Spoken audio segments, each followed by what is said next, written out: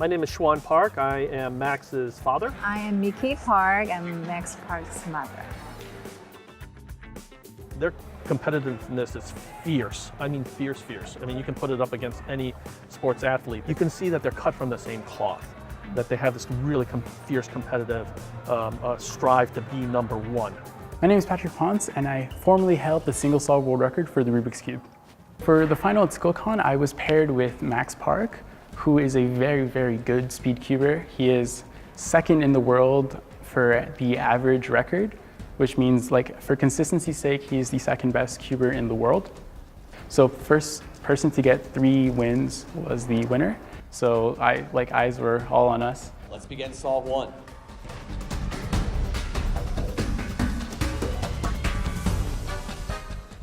All right, Patrick takes solve 1, 6.71 against 7.10.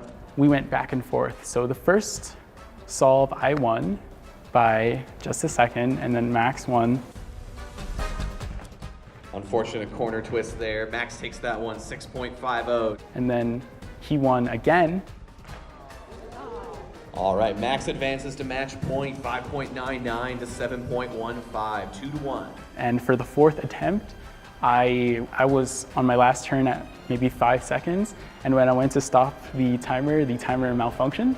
All right, we're gonna have to do a resolve on that one, unfortunately. We had an unfortunate timer reset for Patrick.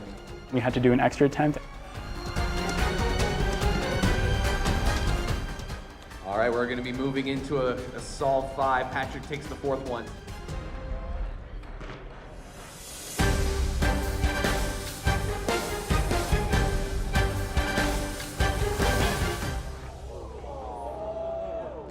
And Max takes it, 5.78 against 6.07. What an exciting final. I think the most amazing thing in cubing is that everyone is accepted. Like, Max Park has autism, and that doesn't deter him from being so good at what he does.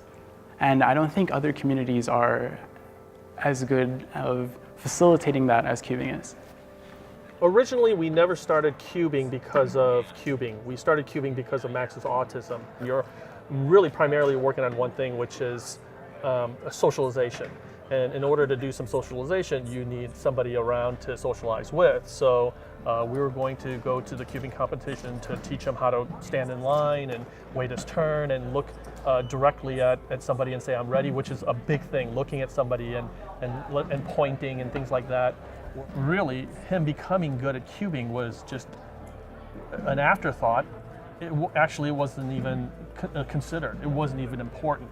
At the time, fine motor skill was not there, so he couldn't open the water bottles.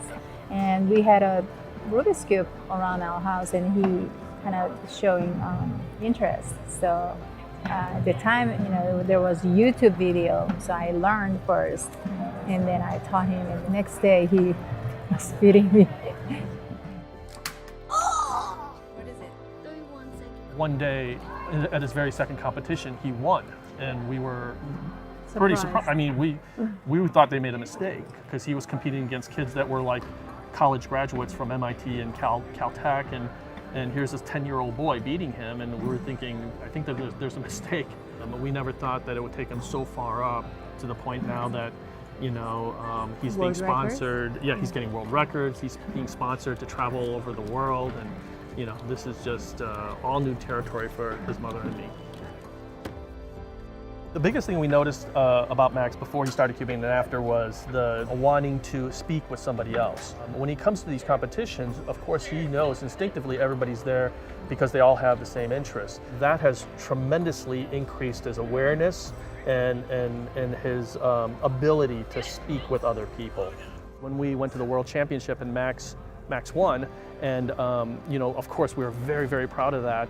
But the big success story for us was he did this thing where he got the certificate and he was looking at the people next to him and he was adjusting his certificate to be like everybody else. Because that's something that we want as our autistic kids to do, is to reference somebody else. He's, me and Mickey are like, did you see him adjust his? Yeah, he adjusted this. He looked over there and he adjusted his certificate just like them, and so that was like the reward for us. So.